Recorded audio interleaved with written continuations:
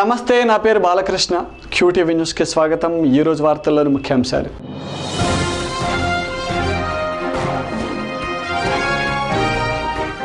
బకాయి పడ్డ fee reimbursement నిధులను, స్కాలర్షిప్లను తక్షణమే విడుదల చేయాలి. పీడీఎస్ఓ ఆధ్వర్యంలో నగరంలో విద్యార్థుల rally.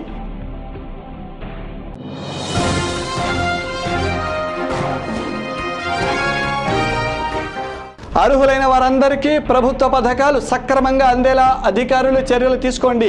Collector Kantilal Dande.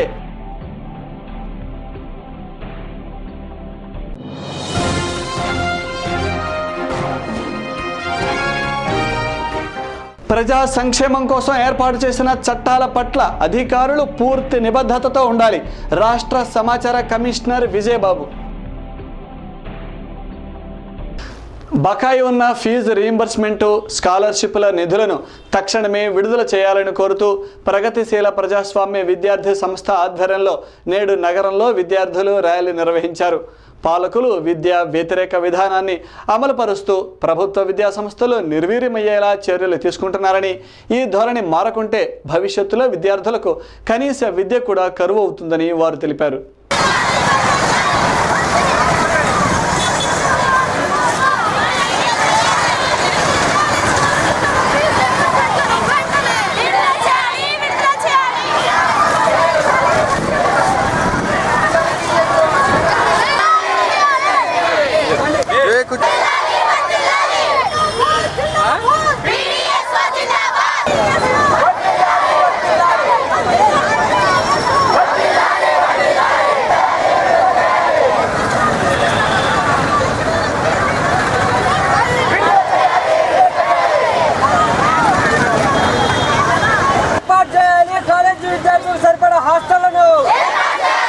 PDSO ఆధ్వర్యంలో మొత్తం స్కాలర్షిప్లు, ఫీజు రీయింబర్స్మెంటు గత 3 సంవత్సరాల నుంచి బకాయిలు ఉన్నటువంటి పరిస్థితి ఉంది.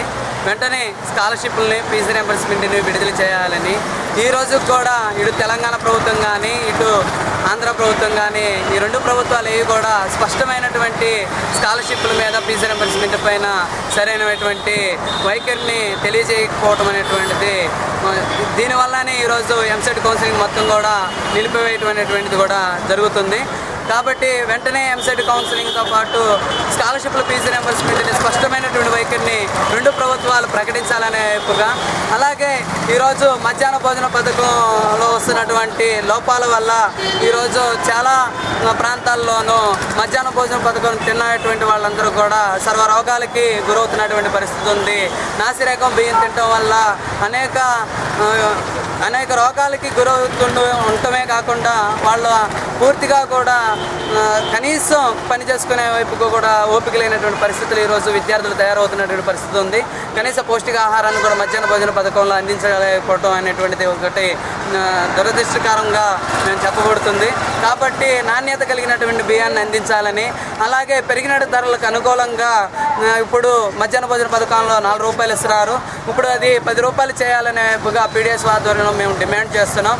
నిర్మల్ భారత్ అభియాన్ పథకం క్రింద అర్హులైన వారందరికీ మరుగుదొడ్లు మంజూరు చేయాలని కలెక్టర్ కాంతిలాల్ దండే అధికారులను ఆదేశించారు.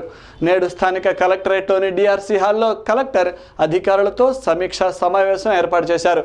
జిల్లాలో ఈ పథకం అమలవుతున్న తీరును సమీక్షించి ఏమైనా లోటుపాట్లు ఉంటే తమ దృష్టికి తీసుకురావాలని కలెక్టర్ కోరారు. Certainly, I believe the entire construction can come around 10,000 rupees alone. Not only that, within that 10,000 rupees, we can successfully construct the toilet. మీద ఒక 100-200 ఇలా అటువంటి మన స్టేట్ వాళ్ళు వెళ్ళేటప్పుడు చూశాను సార్. వాళ్ళందరికీ పక్కన ఒక 10 వరకు అనేటువంటి శానిటరీ కాంప్లెక్స్ కట్టేటట్టు ఉంటే మార్కింగ్ స్టేజ్లోనే ఉంది. మార్కింగ్ స్టేజ్లో ప్రతిదీ కూడా మార్కింగ్ స్టేజ్లో ఆర్డర్ చేయండి.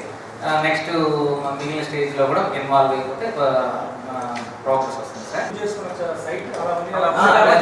నేననేది ఏంటంటే అందుకని చెప్తున్నాను 6/4 ఇంకా అంటే మనం వెళుతున్న యాక్షన్ ప్లాన్లో చేసుకోవచ్చు. ఎందుకంటే మెటీరియల్ అంతా కూడా మైన్స్ వాళ్ళు అందరిస్తున్నారు కాబట్టి సిమెంట్ అంతా కూడా actively involved. You should go personally visit every village.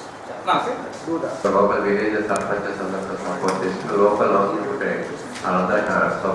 సమాచార హక్కు చట్టం పట్ల ఉన్నత స్థాయి అధికారులు తీవ్ర వ్యతిరేకతతో ఉన్నట్లుగా కనిపిస్తున్నదని రాష్ట్ర సమాచార కమిషనర్ విజయబాబు అభిప్రాయపడ్డారు. గత 2 రోజుల నుండి నగరంలో కేసుల విచారణ నిర్వహించిన కమిషనర్ నేడు మీడియాతో మాట్లాడారు. ఈ చట్టం పట్ల అధికారులు చూపిస్తున్న వైఖరి పట్ల తీవ్ర అసంతృప్తి వ్యక్తం చేశారు. ప్రజల సంక్షేమానికి ఉపయోగపడే ఇటువంటి చట్టాల పట్ల అధికారులు పూర్తి నిబద్ధతతో ఉండాలని, లేకుంటే నూతన రాష్ట్రం అభివృద్ధి పథాన పయనించదని కమిషనర్ తెలిపారు. అమలు ఒక్కసారి కనుక పరిశీలించినట్లయితే కొన్ని శాఖల్లో ఖచ్చితంగా చాలా అంకిత భావంతో పనిచేస్తూ ఉన్నారు. కొన్ని శాఖలు అంటే కొన్ని ప్రధానమైనటువంటి శాఖలు కొన్ని ప్రాంతాల్లో చూసుకున్నట్లయితే చాలా నిరాశాజనకంగా ఉందని చెప్పాలి. ముఖ్యంగా ఉన్నత స్థాయి అధికారులు ఈ సమాచార హక్కు చట్టాన్ని అమలు చేయడంలో మరి నిర్లిప్తతో ఉన్నారు, నిర్లక్ష్య వైఖరితో ఉన్నారు, లేకపోతే దీన్ని నిరాకరించేటువంటి ధోరణిలో ఉన్నారో ఇది అర్థం కావడం లేదు. కానీ పై స్థాయి అధికారులకు మాత్రం ఈ చట్టం పట్ల ఒక రకమైనటువంటి వ్యతిరేక భావం ఉందనేది కొన్ని కేసులు పరిశీలిస్తే అర్థమవుతా ఉంది. నిన్న తెనాలిలో ట్రెజరీ కార్యాలయానికి వెళ్ళినట్టయితే అక్కడ చూస్తే అసలు ఆ సబ్ ట్రెజరీ అధికారికే సమాచార హక్కు చట్టం పూర్వం గురించి తెలియదని చెప్పి తెల్లముఖం వేశాడు. ఆ పక్కనే రిజిస్ట్రార్ ఆఫీస్కి వెళ్తే అక్కడ రిజిస్ట్రేషన్స్ మాత్రం చాలా అంకిత భావంతో చేస్తున్నారు. అంటే ఈ ఆంధ్రప్రదేశ్లో మళ్ళీ ఇంకొక 4 రోజులు పోతే అసలు భూములు ఉంటాయో ఉండవో అన్నంత ఆందోళన వాళ్ళు కనపడతా ఉంది. పాపం అర్ధరాత్రి దాకా రిజిస్ట్రేషన్ చేస్తున్నారంట. అంటే రోజుకి 100 రికార్డులు చూసినట్టయితే రోజుకి 100కు పైగా రిజిస్ట్రేషన్స్ జరుగుతున్నాయంటే తెల్లవారులు పాపం మన అధికారులు అంకిత భావంతో పనిచేస్తున్నారు. అది నిజంగా తెల్లవారులు చేయడం అంకిత భావం అయితే నిజంగానే మన ముఖ్యమంత్రి గారు చెప్పినట్టుగా ఈ రాష్ట్రం రాబోయే కాలంలో ప్రపంచంలోనే ఒక అద్భుతమైనటువంటి రాష్ట్రంగా ఏర్పడుతుంది. ఒక కళంకిత భావంతో కనుక వాళ్ళు పనిచేస్తున్నారా అనే సందేహం వస్తే దీని మీద సదరు బాధ్యతాయుతమైనటువంటి సంబంధిత అధికారులు దృష్టి సారించాల్సినటువంటి అవసరం అయితే ఖచ్చితంగా ఉంది. ఎందుకంటే ఆ పక్కనే బాపట్లలో మరి ఏసీబీ అధికారులు రైడ్ చేస్తే కట్టల కొద్ది నోట్లు అక్కడ బయటపడి అంటే యథేచ్ఛగా పబ్లిక్గా ఇక్కడ ఇంత అవినీతి జరుగుతూ ఉంటే ఇంత నిర్లిప్తంగా ఉండటం అనేటువంటిది సరైనటువంటి అంశం కాదు.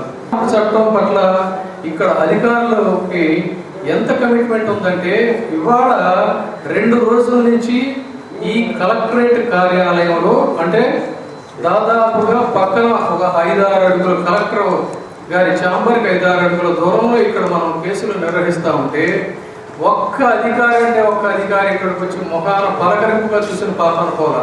అంటే ప్రోటోకాల్స్ వీటి గురించి నేను మాట్లాడుతున్నా, అవన్నీ పక్కన పెడితే నా దగ్గరికి వచ్చినప్పుడు ఏంటంటే అనేక మంది కొన్ని ఫిర్యాదులు తీసుకొని చెప్తున్నారు.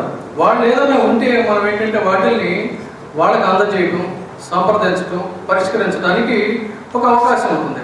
కనీసం మన మొహం తొంగి చూసే పరిస్థితి కూడా లేదంటే కమిషనర్లకే కనీస విలువ గౌరవం లేనప్పుడు ఇక ప్రజల సమస్యల్ని లేకపోతే ఈ చట్టంలో ఉన్నటువంటి అంశాలని వీళ్ళు ఏమాత్రం పట్టించుకుంటారనడానికి ఇది ఒక చిన్న ఉదాహరణ. మాజీ మంత్రి కన్నా లక్ష్మీనారాయణ జన్మదినాన్ని పురస్కరించుకొని పలువురు రాజకీయ ప్రముఖులు, కాంగ్రెస్ నాయకులు, కార్యకర్తలు ఆయనకు శుభాకాంక్షలు తెలిపారు. కుటుంబ సభ్యులు, కార్యకర్తల మధ్య కన్నా కేక్ కట్ చేసి జన్మదిన వేడుకలను జరుపుకున్నారు. తనను కలవడానికి వచ్చిన ప్రతి ఒక్కరికి ఆయన కృతజ్ఞతలు తెలిపారు. ఈ సందర్భంగా నగరంపాలెంలోని మున్సిపల్ స్కూల్ విద్యార్థులకు పండ్లు, స్వీట్లు పంచిపెట్టారు.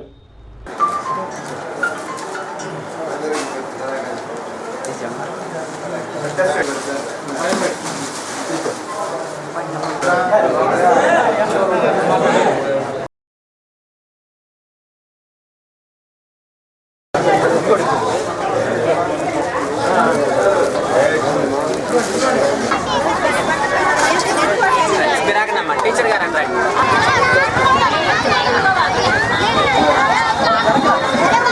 ఈ శుభ సందర్భంలో ఆయన ప్రతిసారి కూడా చెప్పే మాట ఏంటంటే ఏదైనా వేడుకొని శుభ సందర్భాన్ని సంతరించుకొని అనవసరమైన ఆర్భాటమైన ఖర్చుకు పోకుండా పేద బడుగు బలైన వర్గాలకి ఉపయోగపడే కార్యక్రమాన్ని చేస్తే నాకు ఎంతో సంతోషంగా ఉంటుందని చెప్పేవారు.